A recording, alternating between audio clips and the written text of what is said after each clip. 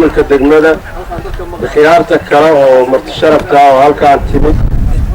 qadadaan oo maanta ku xusan sagootis iyo gunaanad iyo mahadcelin la xiriidha hawshii hadda ku soo gabagabowday deegaanka Xoorre hawshaas oo deegaano badan oo ay ka mid yihiin Jubbaland Puntland iyo Kiilka ay isaga yimaadeen waxgarad iyo cuqaal iyo isma badan hawshaas oo khayr ku soo dhamaatay qadadan waxaa dhigay Islaam Bashiir Islaan Cabdille wuxuuna ugu talagalay khiyaartii iyo ergooyinkii meelaha kala fogfog ka yimid cafwan Sool iyo Cayn waa gobollada waa Ilmaame iyo Sanaag haddaan Puntland idina hadee deegaankoo dhan waa ku dhan yahay inuu dadkii halkaa yimid shukran yidhaahdo maadaama waqti badan iyo daal badan iyo hawl badan la soo maray hadda waxaan hadal ku soo dhaweynayaa aayadaha quraanka kariimka Sheekh Mahad falyatafadal rabbil alamin الحمد لله الذي خلق السماوات والأرض وجعل الظلمات والنور ثم الذين كفروا بربهم يعدلون الحمد لله الذي أنزل على عبده الكتاب ولم يجعل له عوجا الحمد لله الذي له ما في السماوات وما في الأرض وله الحمد في الآخرة وهو الحكيم الخبير الحمد لله فاطر السماوات والأرض جاعل الملائكة رسلا أولي أجنحة مثنى وثلاث ورباع يزيد في الخلق ما يشاء أما بعد أصلي وأسلم على خير الخلق محمد صلى الله عليه وسلم intaa ka gadaal xamdalada iyo salliga nabiga calayhi salaatu wasalaam waxaan ilaahay mahadintiisa kadib ku mahadinaynaa oo aad ugu mahadinaynaa salaana u jeedinaynaa iyo ammaanba Islaam Bashiir Islaan Cabdille oo noo sameeyey xafladan maantay ducada ah oo shukrilaqa ah oo sagoontiga ah waxaanan iloobayn oo haddaynu nahay reer Puntland iyo dadka deegaankan haddaynu nahay waxaanan iloobayn walaalihii nagala qayb qaatay hawshan ee meelaha fogfog ka yimid reer Jubbaland reer Kiilka Jigjiga dowlad deegaanka Soomaaliyeed runtii waxaa aad iyaguna ammaan badan u leh isimada labadan deegaane isu soo jeeda ee gobolka Sool iyo gobolka Mudug aad iyo Cayn waan mahadinaynaa in badan baanu ku mahadinaynaa mahadinta waxa weeye waxaan akhriyay quraanka 5 suuradood baa waxay ku bilaabataa mahadinta Ilaahay faatixada ugu horeysa ancaam baa ku xigta alkaafi baa ku xigta sabaa ku xigta faadir baa ku xigta Ilaahay baa naftiisa mahadinaya alxamdulillaah baa leeyahay Ilaahay asaga is mahadinaya allahaas ismahadiyay baanu annaguna mahadinaynaa culimada quraanka aad u tatabacdaa waxay dhaheen 5 suuradoodna waxay ku dhamaadaan alxamdulillaah quraankaad ka helaysaan waqti uma haysta aan ku akhriyo waxa weeye ilaahay baynu ku shukriyeynaa oo ku xamdiyeynaa allihii inoo aqbalay himmigeennii iyo isku daygeenii aan noo aqbalay baryadii aanu ka barinay roob iyo nabad إلهي وحو إن السيي روب إلهي وحو إن السيي النبض إلهي وحو إن السيي السؤمات إلهي وحو إن السيي التعارف إيه إسبرشو الحمد لله رب العالمين الحمد لله رب العالمين إلهي حمديسا ينعمده إنoo galay ma koobi karno waxa kamida waxa inagu hareeraysan arkaysaan meesha aan fadhino aayaadka iyo mucjisaadka Allah inaga tusay quruxda iyo waxa ilaahay ka muujiyay waa ilaahay nicamkiisa weeye nicmadaasi waxay u baahan tahay muslimiinay nicmadaasi waxay u baahan tahay shukri waxay u baahan tahay Allah ka cabsi waxay u baahan tahay xishood waxay u baahan tahay taqwo waxay u baahan tahay ismaqal waxay u baahan tahay ahdi ilaalin waxay u baahan tahay ilaahay inoo galay subhanahu wa ta'ala ina wa shukrino hadaanu alla ku shukrino ilaahay wuxuu ku dhaartay inuu inoo badinayo wallahi baan ilaahay ballanka ka bixin ilaahay ballankiisa ma guub yeelo la yakhlifu Allahu al-mi'aad la in shakartum la azidannakum wa la in kafartum in 'adaabi la shadiid waxaan leeyahay muslimiintooy aad baan markii hore u baqaynay oo hawsha aan u soo istaagnay culmo iyo isimo iyo odayaal annagoo ah markaan dhaqaaqeeda galnay waxaan xasuustaa usbuuc bay nagu qaadatay in xabadda la joojiyo in la kala guuro in nabad lagu dhawaaqo haatanna waxaan burtin la maray isniintii hore maantana waa isniin waxaa la islahaa bahashu gadaal bay u culus tahay shirka dambaa culus wax kala gurashadaa culus ilaahay baa noo fududeeyey anigu haddaan sheekh mahad cabdullahi ilaahay waxaan leeyahay alxamdulillahi rabbil caalamiin alxamdulillahi rabbil caalamiin waxaan uga baxayaa gelin dambe weeye ismadaan warka uga baxayaa sala allahu calaa nabiyina muxamedin wacala alihi wasaxbi wasallam jasaakum allah khayr الحمد لله رب العالمين والصلاة والسلام على أشرف المرسلين سيدنا محمد وعلى آله وصحبه أجمعين ضمان مدشان اسمدا يا علمدا نبضوندا وحقرتك دلنيردا المسؤولين تماملك waxaan idinku salaamayaa salaanta islaamka assalaamu calaykum waraxmatullaahi tacaala wabarakaatu salaanka bacdi ilaahay baa mahad leh meeshaan quruxda badan idinku kulmiyey hawl adag oo aynu soo maray ilaahay inoo fududeeyey oo maanta si farxad leh aynu isugu nimid baan u mahad celinaynaa alxamdu lilaahi rabbi alcaalamiin mahaddaas ka bacdi waxaa iyaguna mahad mudan ikhyaartii iyo isimadii meelaha kale fogfog ka yimid oo u yimid hawshii deegaankan inoo dhow ka dhacday oo aanu xalay ka soo hoyanay isimadaas iyo waxgaradkaas iyo aqoon-yahanka meelaha aadka u durugsan oo aysan sahlanayn in si fudud looga yimaado ka yimid iyo intii deegaamadan inoo dhow ka timid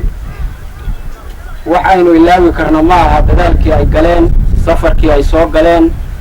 niyaddii iyo walaalnimadii iyo hagar la-aantii ay hawshan u yimaadeen aysan daqiiqadna ka nasan ilaahay ha ka ajarsiiyo dembigoodana allaha dhaafo intaasaan leenahay waxaynu la soconnaa meeshaan inoo dhow oo xoore iyo agagaarkeeda in dagaal iyo colaadi dad ehele ku dhex madhay arrintaas waa laga soo heshiiyey waa la iska afgartay heshiis iyo wanaag iyo ballan iyo wax badan oo khayr ah baa ka dhacay intayadii joogtay hadda waa joognay oo annagaa ka qayb qaadanay intii aan fursad u helin inay goobtaas tagto waxaan la socodsiinaynaa in beelihii halkaas dagaalku ku dhex maray ay heshiiyeen dadaal intaas aan soo sheegay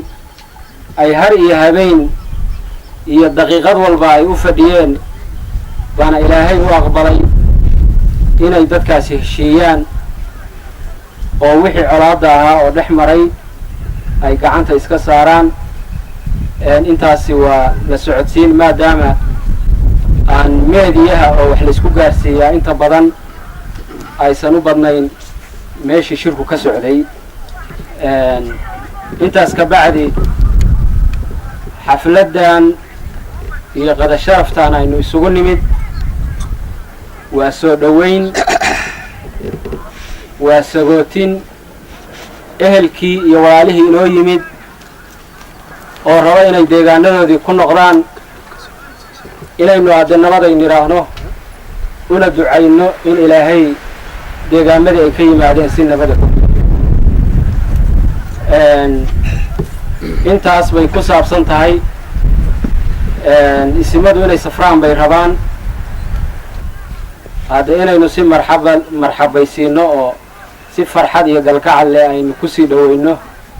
waa laynoo ka baahan yahay intaasaan kusoo koobayaa wasalaamu calaykum waraxmatullahi tacaala wabarakatu xafladda isugu yimi soomaaliyada badan leh waddamadooda haddii la tiriyo dariiqada qaadanayso waa salaaman yihiin salaada islaamka xaqaba idinku salaamay asalaamu calaykum waraxmatullahi wabarakaatu salaantaa ka bacdi in badan baan idin hadlaynay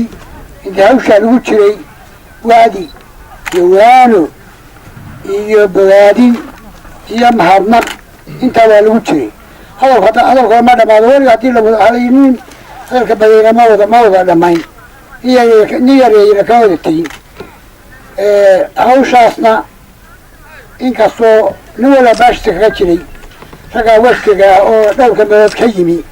oo daarood baa mahaddooda iska leh iyagaa xallilay iyo meeri inagoo iskaa joognay waxayna wadin aanu ka jawaabaynay meeshaanu iska joognay nimankaa seexan oo fadhiisan umana tukanayaan meejaanisaan lahayn waa nimankaa khayr allaha ka siiyo nimankaa waxla taagan waa odayaasha iyo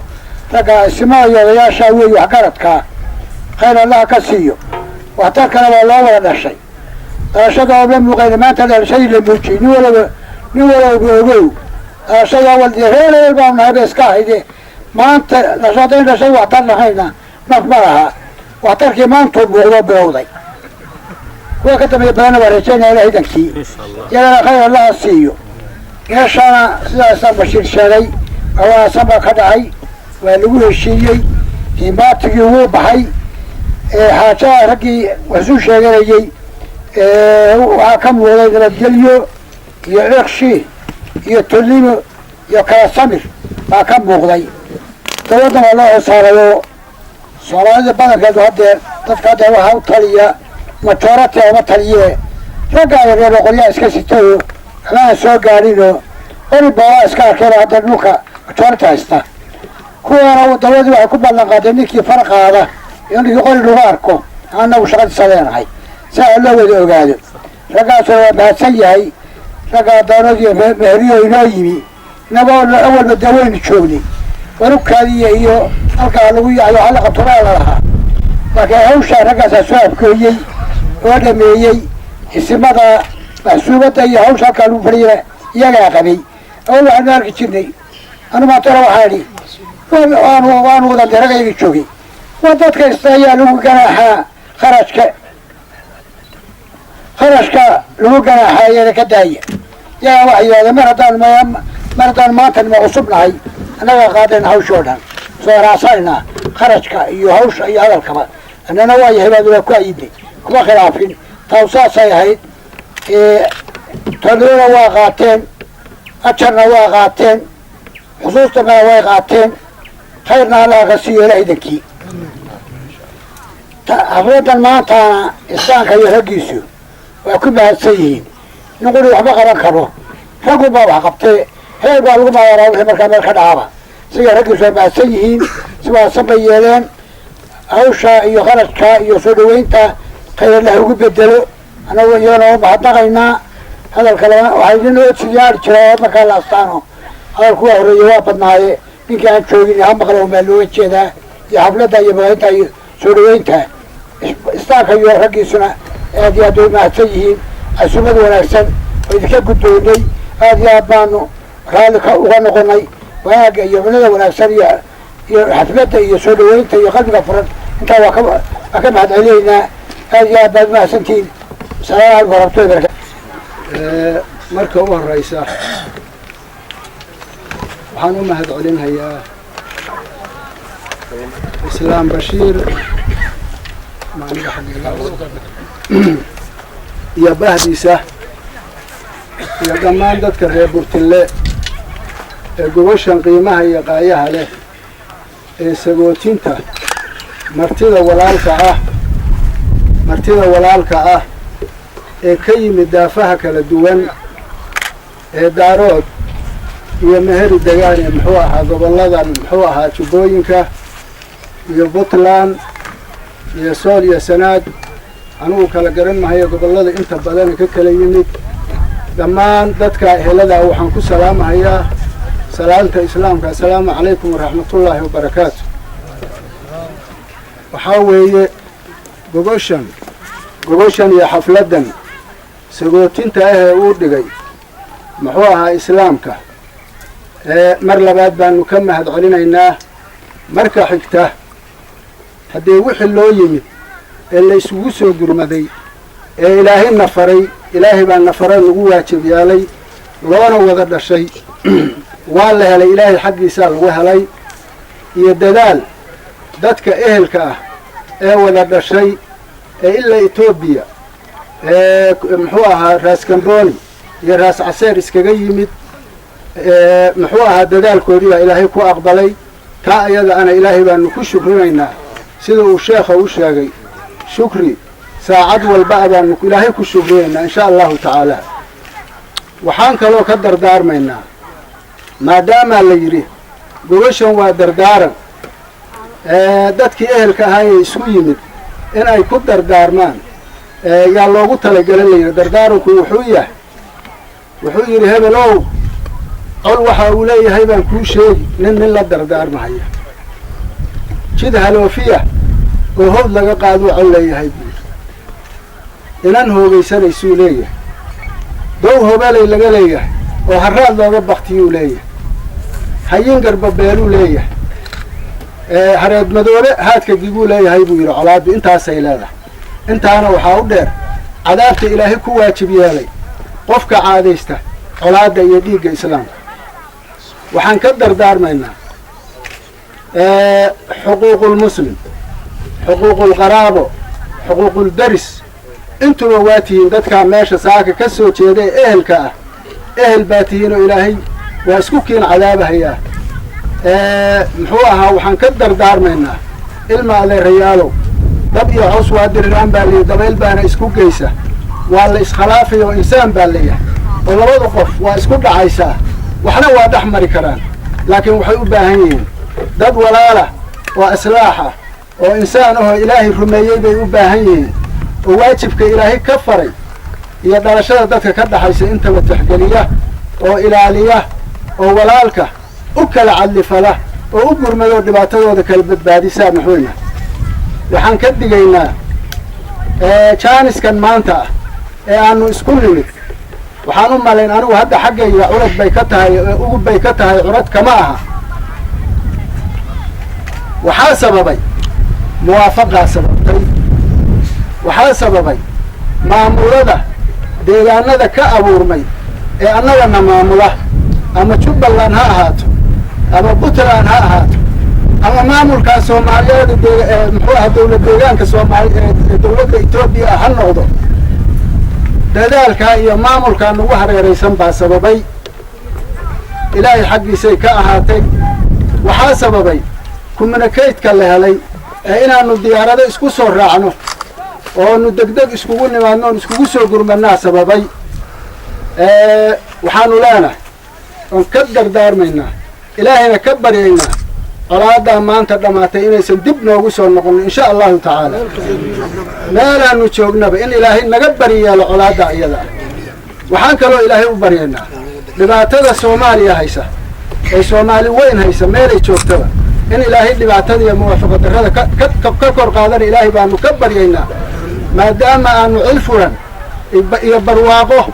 iyo muxuu ahaa quruxda ilaahay sameeyey saaka aanu dhex joogno ilaahay waxaan ka baryaynaa soomaali in maslaxo caama ilaahay siiyo wabilaahi tawfiiq salaamu calaykum بسم الله الرحمن الرحيم والصلاة والسلام على رسول الله صلى الله عليه وسلم marka hore waxaan salaamayaa isimada uqaasha dhalinyarada haweenka askarta nabadgelyadeena ilaalinaysa salaanta islaamkaan idinku salaamaya assalaamu calaykum waraxmat ullahi wabarakaatu salaan ka bacdi hadalkii isimadii ugu horreeyey baa dhammeeyey ugashan quruxda badan ee cuntada macaanaan ka cunnay ilaahay noo suurtageliyay baan marka hore ku mahadnaqaynaa alxamdu lilah talabaad dadka reer burtille iyo islaamka sida quruxda badan loo soo dhaweeyey ee noo sooray iyagana ilaahay waxaan uga baryaynaa miisaankooda xasanaadka inuu ilaahay u qayriyo anigu waxaan ku darin hal qodob oo dardaarana colaaddii labada beelood ee walaalaha u dhaxaysay ee qoriile iyo magacley dadka degan ahaa waxaan halkan uga caddaynaynaa shacabkana daawanaya soomaaliyeed iyo ehelada isdirirtay bay ka xumaatay dhibaatada kala gaadhay labada beelood in si nabadgelyo ay noogu soo dhammaatay si afgarada noogu soo dhammaatay si walaalnimo iyo ehelnimo a noogu soo dhammaatay in sidaa la ogaado oo nabadgelyadaa la soo dhaweeyo oo la ilaaliyo oo la koriyo ayay u baahan tahay marka waxaan halkan ugu dirayaa baaqaas in nin walba meeshu joogo nabadgelyadaa uu taageero ilaaliyana waxaa kaloo halkan kaga dardaarmayaa beelihii walaala ahaa een heshiisiinay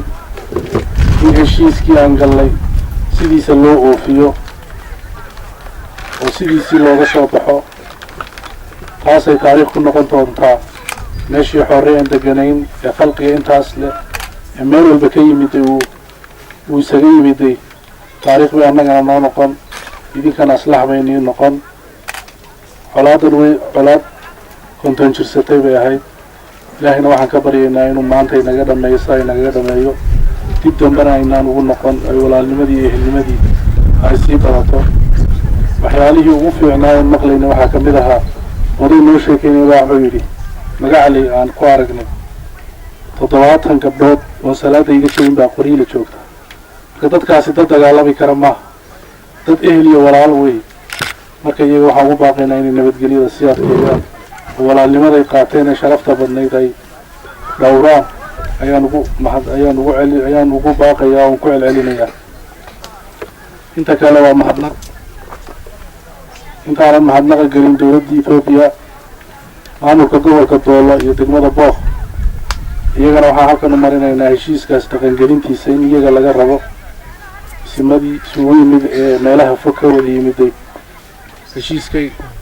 heshiiskay sameeyeen waa inay iyaguna dhaqan geliyaan iyaguna way ballan qaadeen ilaahay inuu fududeeyo inaguna faatixada inaad u martaan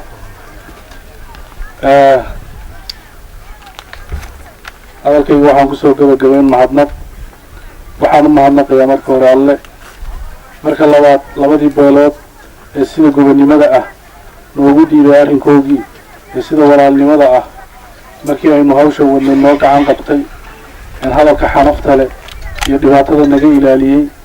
iyagii iyo labadoodii isinba aad baan ugu mahadnaqaynaa ilaahay khayr ha siiyo walaalihii ka yimid ee Jubbaland ee annaga naga soo horreeyey ee dadaalka badan muujiyey iyagana waxaan uga baryaa inuu ilaahay miisaankooda xasanaadka kordhiyo ehladii kale ee ka soo gurmatay ama dhulbahanto ahaadaan ama majeerteen ee sida fiican noola qalab gacan qabtay hawsha nala soo garaanduriyey meeshay maanta taagan tahay soo gaarsiiyey iyagana ilaahay waxaan uga baryayaa inuu miisaankooda xasanaadka u kordhiyo cid walboo ka qayb qaadatay laga bilaabo wiilashii cuntada la siinayay wiilashii nabadgelyada ilaalinaya ciidamada geesiyada liyu booliska iyagana waa u mahadnaqayaa ilaahay iyagana miisaankooda xasanaadka ha siiyo waxaan u mahadnaqaynaa iyagana dhammaan ismadii daarood ee markii u horreysay hadda joojinta sii sameeyey iyagana miisaankooda xasanaad allah u kordhiyo waxaan halkan uga mahadnaqaynaa madaxweynaha dowladda deegaanka soomaalida mudane cabdi maxamuud cumar oo noo fududeeyey inaan nimaadno meesha aan walaalaha kala gaadhno oo wakti dheeraada na siin oo si degdega go-aan u qaato na soo diray isagana nabaddan uu ka qayb qaatay waxaan leenahay khayr allah ku siiyo miisaankaaga xasanaadkana allah kuugu daro waxaan markaa kusoo gabagabaynaya hadalkaygii dadka reer burtinle aad baa u mahadsantiin khayr allah idin siiyo wasalaamu calaykum waraxmatullahi wabarakaatu